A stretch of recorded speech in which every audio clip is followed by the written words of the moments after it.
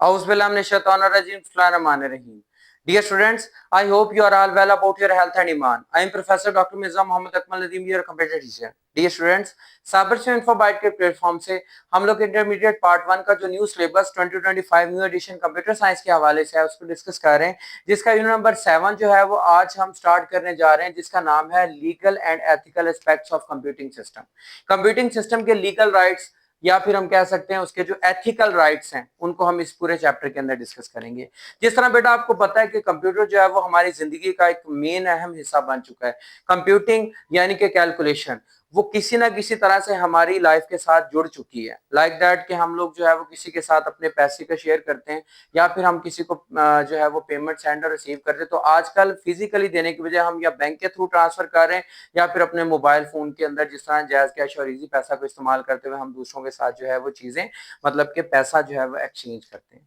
इसके अंदर जो है वो हमें बहुत सारी चीजों का ख्याल रखना पड़ता है जिनको हम लीगल राइट्स कहते हैं।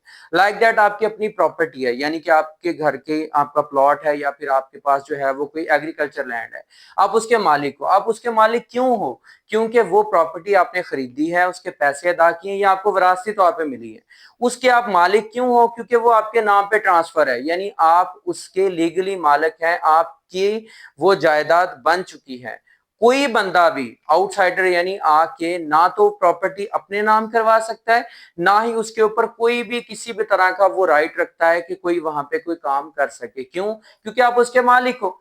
सेम इसी तरह जो है वो हमारी ऑनलाइन जो भी हम लोग काम करते हैं किसी साइट के ऊपर, किसी जो है वो ऐप के ऊपर या फिर किसी भी सर्विस का इस्तेमाल करते हैं जो ऑनलाइन कंप्यूटिंग के रिलेटेड होती है, उसके भी आप मालिक होते हैं।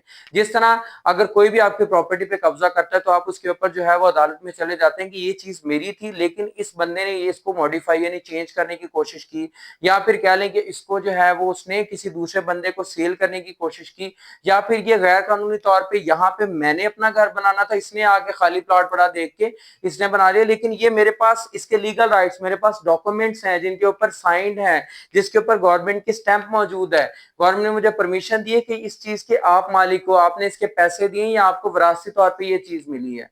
तो सेम बेटा इसी तरह जब भी हम कंप्यूटिंग यानी कैलकुलेशन का इस्तेमाल करते हैं तो उसके अंदर भी सेम हमारा यही राइट बनता है कि हम किस तरह जो है वो चीजों को जो है वो ऑनलाइन अपने नाम से चला सकते हैं, या दूसरे जो है वो हमारी प्रॉपर्टी को अगर इस्तेमाल कर रहे हैं तो वो उसके मालिक नहीं है बल्कि वो हमसे सर्विसेज ले रहे हैं। हमारी वेबसाइट को इस्तेमाल करें तो हमसे सर्विस ले रहे हैं, हम किसी की वेबसाइट को इस्तेमाल करें तो हम उसकी सर्विस ले रहे हैं।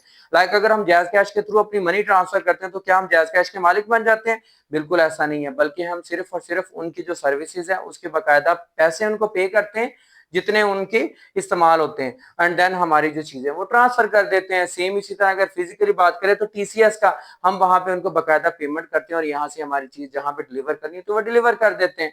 तो बेटा कंप्यूटिंग के अंदर हमें इन चीजों का खास ख्याल रखना पड़ता है कि जब हम जो भी उसके लिए प्राइवेसीज बनी हो, जो उसके लिए किसी की भी प्राइवेसी हो, हमें उसका भी ख्याल रखना पड़ता है, हमें उसकी मलकियत का ख्याल रखना पड़ता है। उस चीज का मालिक वो है, हम उसकी परमिशन के बगैर कोई काम नहीं कर सकते। इस पूरे चैप्टर के अंदर ये चीजें डिस्कस करेंगे। आज हमारा जो आर्टिकल है वो understanding the term of use, कि यूज जो टर्म इस्तेमाल होती है इसका क्या मतलब है, क्या मकसद है, क्या कहना है, किस तरह है इसका।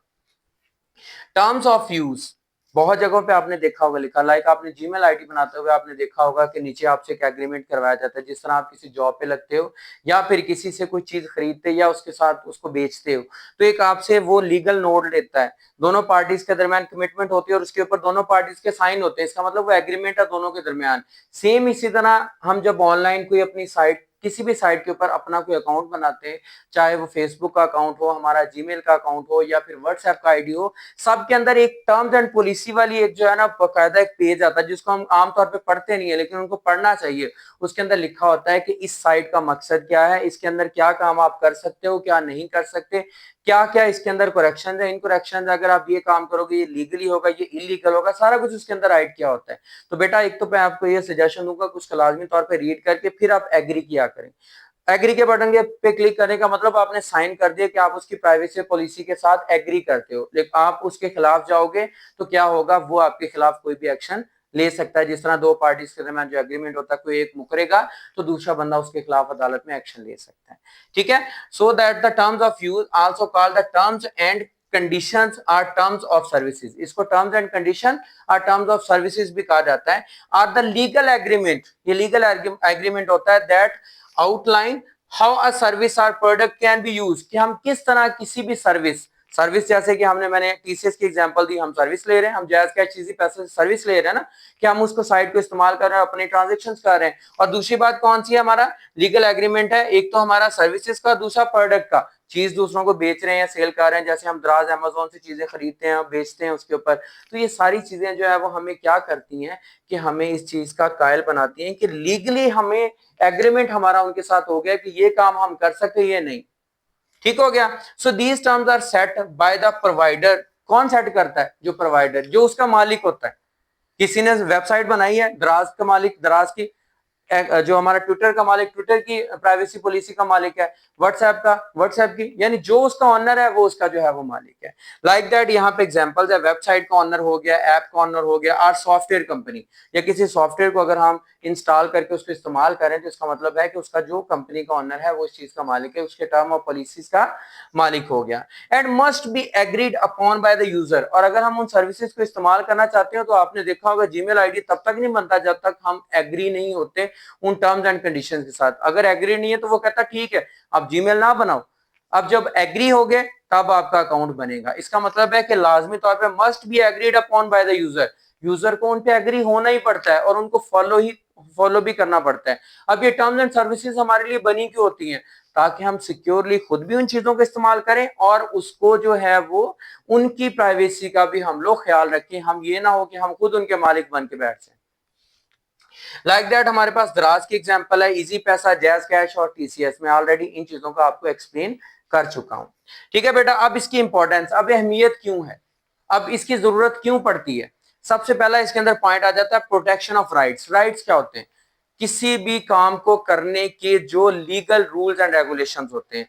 लाइक दैट कि अगर आपकी कोई भी ऑनलाइन जो ऐप है उससे कोई चीज परचेज कर रहे हो तो इट्स मीन वहां पे एक प्राइवेसी एग्रीमेंट जो आपके साथ ये होता है कि वो चीज जो आपने खरीदी है वो 2-3 दिन के बाद अगर सही नहीं है तो आप रिटर्न कर सकते हो।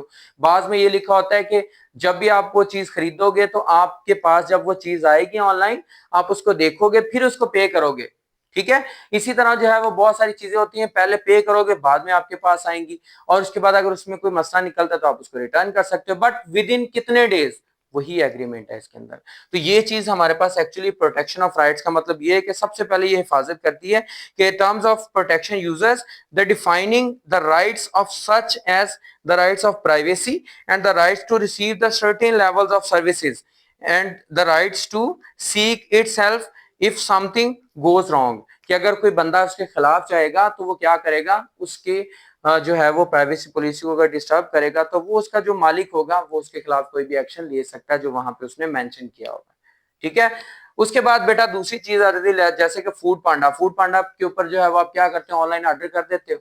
ठीक है, आपके पास चीज आपके घर में आ जाती है, आप देखते हो कि उसका टेस्ट ठीक नहीं है, तो आपने जब फूड पांडा की ऐप ओपन की या फिर उसके आपने साइट ओपन की, वहां पे लिखा हुआ था कि अगर टेस्ट ठीक नहीं होता आप प्रूफ दें और आप इतने घंटों में वो चीज रिटर्न कर सकते हैं। ये नहीं कि 2 दिन के बाद आप उसको कहें इसका टेस्ट चेंज हो गया, जाहिर सी बात है वो एक फूड प्रोडक्ट है वो खराब हो सकती है, लेकिन उसके टाइम लिमिट बताने का उनका ये मकसद होता है कि हम उस चीज को रिटर्न ले सकते हैं और उसकी वजह ये है कि आप या वहां से बन के ठीक नहीं आई।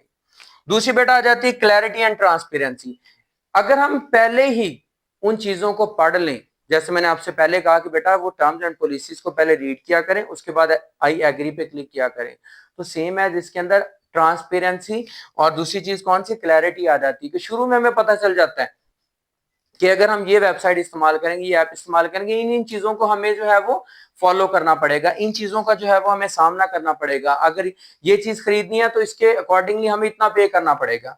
लाइक दैट यहाँ पे एग्जांपल है कि सेंडर रिसीविंग पेमेंट, हम लोग जैज कैश इजी पैसा इस्तेमाल करते हैं, वहां पे उन्होंने कहा कि अगर आप 1000 रुपीज जो है वो किसी को सेंडर रिसीव करेंगे 1000 या उससे कम, तो आपको 10 रुपए जो है वहां पे चार्ज करने पड़ेंगे, सर्विस चार्जेस जिसको कहेंगे, तो उसके बगैर आपकी ट्रांजेक्शन नहीं हो सकती। सेम इसी तरह जो है वो और भी उन्होंने प्राइवेसी पॉलिसीज बनाई होंगी कि आप जो है वो इस बंदे को सेंड कर सकते हो, इसको नहीं, जिसने लोन लिया उसको रिसीव नहीं होते, या फिर जो है वो पहले लोन कट हो जाता। लाइक दैट अगर आपने जो है वो पहले उससे लोन लिया हुआ ऐप से, तो हमारे पास जैसे ही हम लोग उसके अंदर इजी लोड या इजी पैसा करवाते हैं तो पहले वो कट जाते हैं, उसके बाद हमारे पास अमाउंट रहता है। तो वो उसकी टर्म्स एंड पॉलिसीज हमने पहले एग्री की होती हैं। तो यही चीज है बेटा कि क्लैरिटी एंड ट्रांसपेरेंसी आ जाती है कि हम उन चीजों को पहले पढ़ लें, उन चीजों पे पहले अमल करें और फिर उसके बाद उनको इस्तेमाल कर सकेंगे। तो ये हमारे लिए बहुत ज्यादा काबिल एतमाद और मुफीद हो जाएगा। लास्ट पार्ट इसका बेटा legal safeguards. Legal safeguard that means कि जो हमें प्रोटेक्शन देता है, that's mean for a business term of use act as a safeguard against the misuse of services, कि हम उन सर्विसेज को मिस यूज ना करें। लाइक दैट कि हम किसी भी इलीगल वे से कोई ट्रांजैक्शन ना करें, किसी इलीगल वे से किसी चीज को अपना ना बना के दूसरों को शेयर करने की कोशिश करें। लाइक दैट हम लोग किसी ऑनलाइन अर्निंग ऐप से जो है कोई चीज खरीद रहे हैं, ऑनलाइन जो है वो हमारी कोई भी बाय और सेलिंग की कोई साइट है जैसे द्राज, अमेजोन वगैरह, हम क्या करें वहां से एक थर्ड पार्टी हम साइट बनाएं और वहां से चीजें उठा के उस पर लगा दें एंड देन दूसरों से कहें वहां से परचेज करें। वहां पे उसकी प्राइस 1000 थी, हम यहाँ पे 2000 में उसको सेल करें। तो इसका मतलब है कंपनी का टैग कोई हम यूज कर रहे हैं, कंपनी किसी की चीज यूज कर रहे हैं और उसको हम लोग जो है वो against the rules and regulations हम उसको जो है वो सेल कर रहे हैं एक्स्ट्रा प्राइस के ऊपर। तो ये टर्म्स के खिलाफ हो गया, तो हम इन चीजों को फॉलो नहीं कर सके। That is the legal safeguard. तो ये जो प्राइवेसी और एथिकल इश्यूज हैं ये हमें क्या करते हैं कि हमें ये प्रोवाइड करते हैं safeguard that set of boundaries that protects the companies from the potential legal issues caused by the users, not the adhering to the rules, के रूल्स के खिलाफ नहीं जा सकता यूजर,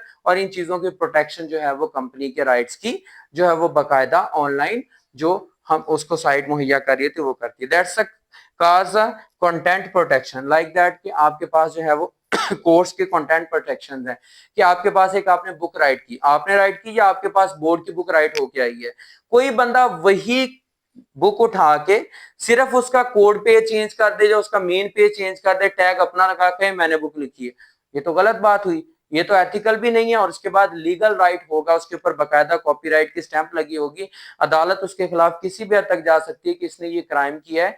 इंशाल्लाह नेक्स्ट वीडियोस के अंदर उन क्राइम्स को भी डिस्कस करेंगे, उनकी सजाओं को भी डिस्कस करेंगे कि ये चीज जिसका मालिक कोई और था, लिखी किसी और ने थी, कंटेंट किसी और के थे। लाइक दैट हम ये चैनल चला रहे हैं, अब मेरा वो चैनल है, इसके ऊपर प्राइवेसी पॉलिसी क्या है कि मैं इसका मालिक हूं, मैं बोल रहा हूं, मैं चीजें लिख रहा हूं, मैं बना रहा हूं, मैं अपलोड कर लूं, कोई बंदा मेरे कंटेंट उठा के अपने चैनल पे डाल के वो कहे मुझे मोनेटाइजेशन मिल जाए, ऐसा नहीं होगा। क्यों? क्योंकि वो प्राइवेसी पॉलिसी क्या है कि अपने कंटेंट हो और अपने यूज करें, किसी दूसरे बंदे के कंटेंट नहीं यूज कर सकते। सेम एज कोई किसी की बुक लिखी हुई है तो हम नहीं लिख सकते, हम अपनी लिखेंगे, उसकी कॉपी नहीं कर सकते, ये हमारा कॉपीराइट एक्ट है। तो उम्मीद करता हूं बेटा कि आपको अंडरस्टैंड हो गया होगा कि लीगल और एथिकल एस्पेक्ट्स क्या होते हैं। ठीक है, तो इसके अंदर कोई भी कंफ्यूजन हो, कोई मसला हो तो लाजमी तौर पे कमेंट बॉक्स में फीडबैक के साथ सजेशन भी दीजिएगा। इंशाल्लाह जो है वो इस वीडियो को अगर आपको पसंद है तो उसको लाइक करें। मिलते हैं नेक्स्ट वीडियो के अंदर। और इस अगर आपने चैनल को सब्सक्राइब नहीं किया तो लाजमी तौर पे सब्सक्राइब कर लें, बेल आइकन पे क्लिक कर लें ताकि आने वाली वीडियोस आप तक पहुंचती रहें। अपना बहुत ज्यादा ख्याल रखिएगा, दोस्तों के साथ भी चैनल को शेयर कीजिएगा। मिलते हैं नेक्स्ट वीडियो के अंदर। जज़ाकल्लाह।